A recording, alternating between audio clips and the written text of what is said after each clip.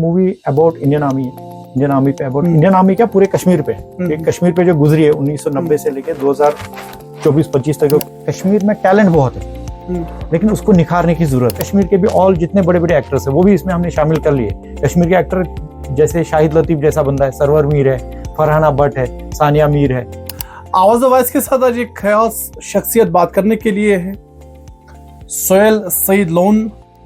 इनका ताल्लुक शुमाली कश्मीर के बांडीपोरा से है। आज से चंद साल पहले बांडीपोरा छोड़ के दूसरी रियासतों में अपना मुस्तकबिल बनाने गए थे और आज हिंदुस्तान के मशहूर बॉलीवुड के प्रोड्यूसरों में से एक सोहेल लोन भी है और प्रोड्यूसिंग के साथ साथ अदाकार भी है।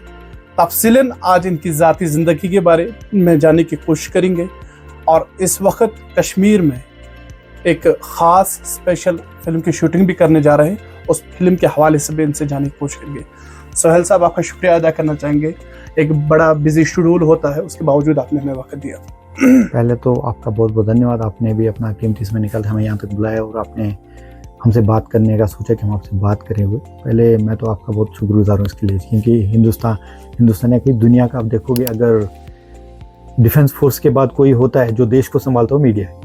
तो हम आपका बहुत बहुत शुक्रिया करते हैं इसके लिए। सोहेल साहब, एक दूर दराज इलाके से आपकी पैदाइश है, दूर दराज इलाके से आपका ताल्लुक है, उसके बावजूद कैसे जहन में आया कि फिल्म मेकिंग में अपना नाम बनाना है?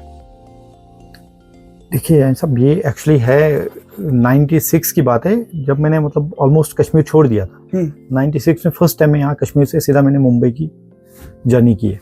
जहन में कैसे आया? नहीं, इसी मैदान में जाना। जहन में नहीं था एक्चुअली। 94 के हालात, मेरी साथी जिंदगी में कुछ ऐसा हुआ कि जो मैं एक्चुअली शेयर करना चाहता हूँ, मैं छुपाना नहीं चाहता। हम सुनना चाहते। हाँ, मैं छुपाना नहीं चाहता हूँ। 94 की बात है। हम लोग मिडिल क्लास फैमिली से बिलोंग करते हैं। हम उतने बड़े थे नहीं, मिडिल क्लास फैमिली। फादर एक गवर्नमेंट जॉब करते थे।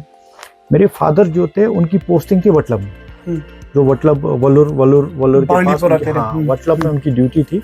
वो हेल्थ में जॉब करते थे और अचानक वो वहां से गायब हो गए हमारे फादर।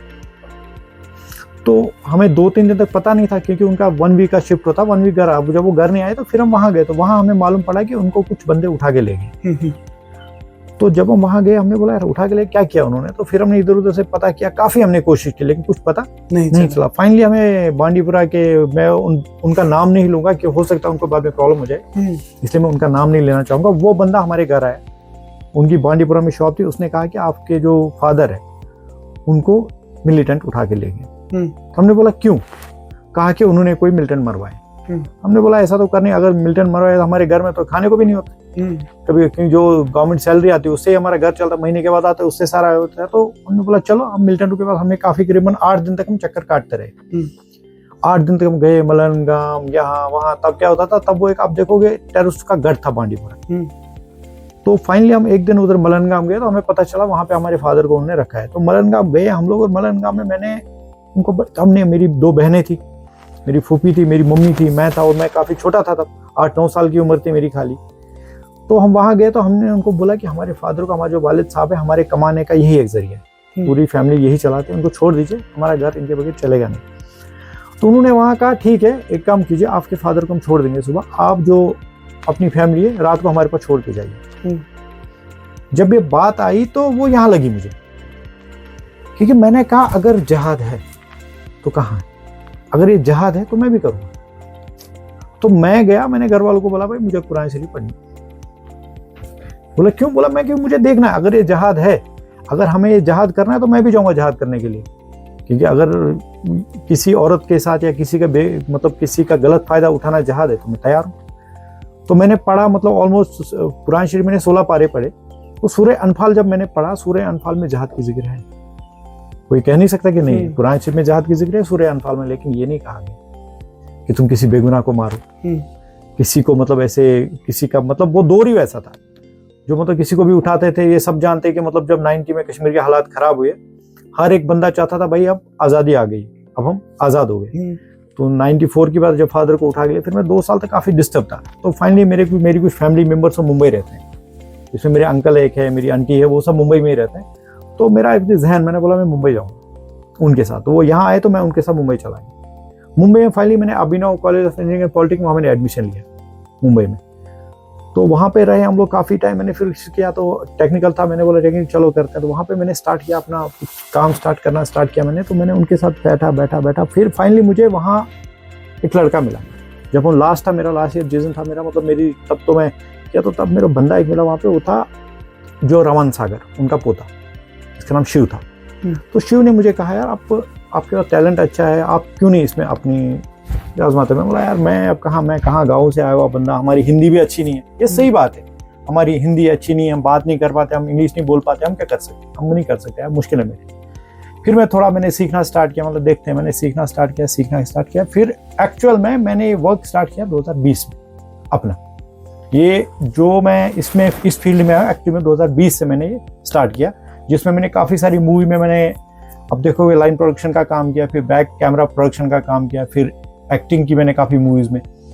फिर फाइनली जब इसमें आया तो मैंने फाइनली किया कि मैं उसमें आया, वही मेरा मतलब यही है एक्चुअल।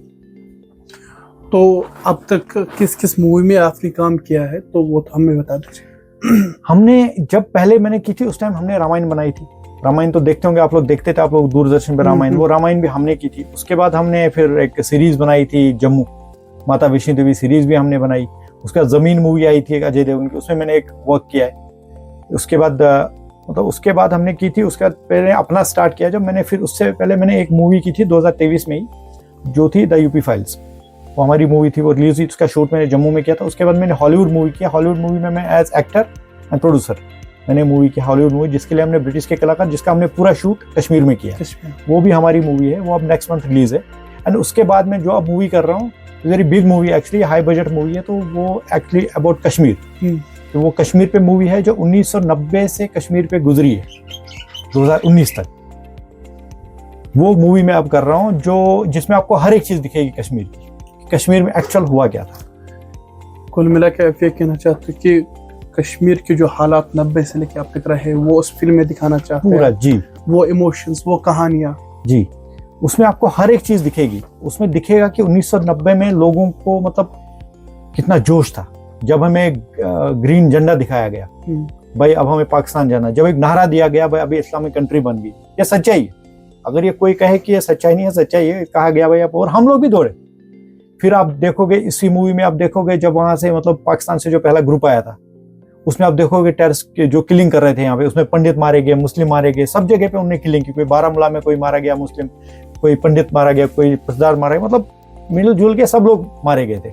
उसके बाद यहाँ पैरामिलिट्री फोर्सेस आई, जिसके राशिया राइफल जो यहाँ पे आज भी है, वो आए, उन्होंने हालात पे कंट्रोल किया। फिर उन्हें ऑपरेशन कैसे किया, उनके पास मतलब वो भी उसमें दिखेगा आपको। उसमें उनको मतलब तब जो था, उनके पास खाने को बर्तन भी नहीं थे जब स्टार्ट में वो लोग आए। फिर पंडितों के घरों में वो लोग कैसे रहे, आपको हर एक चीज। फिर आपको दिखेगा वो लहर दिखेगी जो आज़ादी की थी, कि मतलब जो तब कहते थे लोग हम क्या चाहते आज़ादी, कोई कहता था पाकिस्तान जिंदाबाद, वो फिर गाना आता था, आपको मतलब हर चीज दिखेगी। फिर आपको दिखेगा उसमें जब दौर खत्म हुआ, जब मिलिटेंसी नॉर्मल हो गई, फिर आपको दिखेगा 2000 के बाद का दौर, जब डिजिटल टेररिज्म स्टार्ट हुआ कश्मीर में। एक 2008 में वो लहर एक आई थी, जिसमें वो पहलगाम का वो लैंड का कुछ किस्सा हुआ था, उसमें स्टोन पेल्टिंग स्टार्ट हुई। तो स्टोन पेल्टिंग एक्चुअली पाकिस्तान का मेन मास्टर स्ट्रोक था। चंद महीने पहले जिस तरह की एक मूवी आई थी कश्मीर फाइल्स जी, अगरचे उस फिल्म को पूरी हिंदुस्तान ने एक्सेप्ट किया, लेकिन कश्मीरी कौम ने उस फिल्म को एक्सेप्ट नहीं किया। देखिए मैं, और कश्मीरी ने कहा कि शायद इसमें कश्मीर के रिलेटेड जो हकीकत थी, रियलिटी थी, वो नहीं दिखाई गई। नहीं, वही मैं आपको कह रहा हूँ, क्योंकि वो उसके साथ मैं भी हूँ, क्योंकि मैं खुद एक कश्मीरी हूँ। हमने देखा है कश्मीर में, मैं ये मानता हूँ कि पंडित मारे गए, लेकिन मैं ये भी कह रहा हूँ उस टाइम कश्मीरी भी मारे गए थे। आप पंडितों को आप दिखाए, आपने दिखाया खाली पंडित मारे गए, लेकिन जो कश्मीरी मारे गए थे उसमें वो क्यों नहीं दिखाया आपने? दिखाना चाहिए आपको। जो मूवी में आप चंद दिन पहले जो यहाँ पे आप काम करने जा रहे हैं, जिस मूवी पे आप काम करने जा रहे हैं, क्या उसमें कश्मीर का जिक्र होगा, कश्मीर की जिक्र होगी? पूरा उसमें हमने जो कश्मीर, पूरा कश्मीर ही दिखाया। अगर कश्मीरी नहीं होते, मूवी का मकसद अगर कश्मीरी नहीं होते, तो यहाँ के हालात आज जो सुधरे हैं, ये कभी नहीं सुधरते। ये हमने मूवी के जरिए दिखाया। यार कश्मीरी थे तो आर्मी काम कर पाई, कश्मीरी थे तो पुलिस काम कर पाई, क्योंकि यहाँ JNK पुलिस है पूरी कश्मीर की। तो इस मूवी के हवाले से बता दीजिए कि कितने अदाकार, कितने बड़े एक्टर इसमें काम करने जा रहे हैं? देखिए ये एक्चुअली ये मूवी अबाउट इंडियन आर्मी पे, अबाउट इंडियन आर्मी क्या, पूरे कश्मीर पे, कश्मीर पे जो गुजरी है 1990 से लेके 2000 24-25 तक जो कश्मीर पे गुजरी है, जिसमें आप देखो आर्टिकल 370 भी हटाया गया, बहुत सारी चीजें हुई है। तो मैं आपको इसमें वही चीजें आपको दिखे, इसमें हमने बड़े स्टार कास्ट है, इसमें ऑलमोस्ट आप देखो 46 कास्ट है जो हाई प्रोफाइल कास्ट है, जिनका मतलब एक बॉलीवुड में बहुत बड़े बड़े नाम है। मैं इसलिए अभी नाम नहीं लेना चाहूंगा क्योंकि हमें कोई रिस्ट्रिक्शन है ये प्रोजेक्ट का, क्योंकि ये सरकार का जुड़ा था, लेकिन इसमें बहुत बड़े बड़े एक्टर है कश्मीर से भी। इसमें आप देखो कश्मीर के भी ऑल जितने बड़े बड़े एक्टर्स है वो भी इसमें हमने शामिल कर लिए। कश्मीर के एक्टर जैसे शाहिद लतीफ जैसा बंदा है, सरवर मीर है, फरहाना भट्ट है, सानिया मीर है, उसके बाद कयूम बादशाह। तो ये सारे इसमें जो जितने कश्मीर के बड़े बड़े नाम वो ऑलरेडी इसमें हमने किए। आप अगर बॉलीवुड की बात करोगे तो बॉलीवुड के कुछ लोगों का नाम मैं लेना चाहूंगा, जो मैं आपको बताना चाहूंगा, जिसमें आप आशुतोष राणा को देखोगे इसमें एक किरदार अदा करते हुए। फिर देखोगे आप जीवा जो सुपरस्टार है साउथ इंडस्ट्रीज का। फिर आप देखो विवेक ओबराय को एक कैरेक्टर अदा करते हुए। फिर आप देखो इसमें के मैनन, सुशांत सिंह, ये सारे मतलब इसमें ऐसे करके इसमें टोटल 46 कैरेक्टर्स है हमारे जो इसमें काम कर रहे हैं। और इसमें हमने कास्टिंग भी की है, जो मतलब 80% के कास्ट जो किया मैंने वो पूरा मैंने कश्मीर से ही किया। खाली जो लीड रोल हमारे थे वो हमने बाहर से लिए, बाकी सब हमने कश्मीर से किया, ताकि कश्मीर का यहाँ के जो आर्टिस्ट है जिनके पास टैलेंट, इतना टैलेंट वो दिखे पर्दे पे कि इनके पास कितना टैलेंट है। तो कुल मिला के अगर इस वक्त हम बात करेंगे फिल्म मेकिंग के वादी कश्मीर में, किस तरह का फ्यूचर आप देख रहे हैं?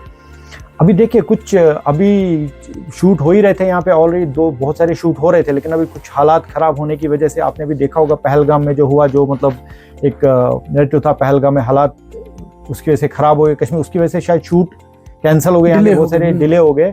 लेकिन मैं अभी 1 जून से 15 जून तक एक शूट करने जा रहा हूँ कश्मीर में, ताकि मैं ये शूट इसलिए, क्योंकि मुझे ये शूट उत्तराखंड करना था, लेकिन मैंने ये शूट प्लान कश्मीर में इसलिए किया ताकि लोग सोचे कश्मीर सेफ है, कुछ नहीं, आप लोग कश्मीर आओ। ये मैं अभी शूट कर रहा हूँ 1 जून से 15 जून तक मैं ये शूट कर रहा हूँ डिस्ट्रिक्ट बांडीपुरा। अदाकारी में कश्मीर के लोग इस वक्त कम आ रहे हैं, तो इस सब को आप किस तरह से देखते हैं?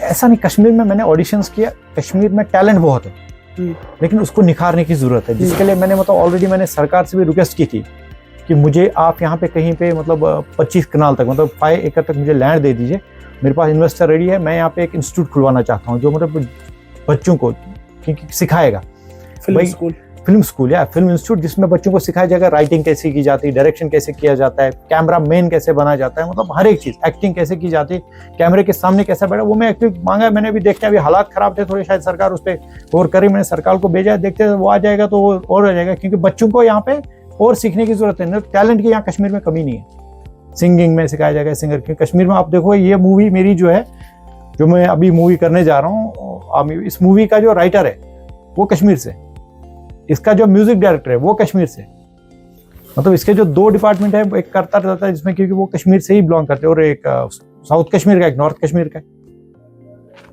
Thank you Sohail suffer, thank you for joining us. Thank you. बहुत बहुत आपका भी बहुत बहुत दानिश साहब, आप यहाँ तक आए। बहुत एक बासलाहत जो प्रोड्यूसर है बॉलीवुड के फिल्म मेकिंग में एक बहुत बड़ा नाम बनाया है, आवाज आवाज के साथ बात कर रहे थे।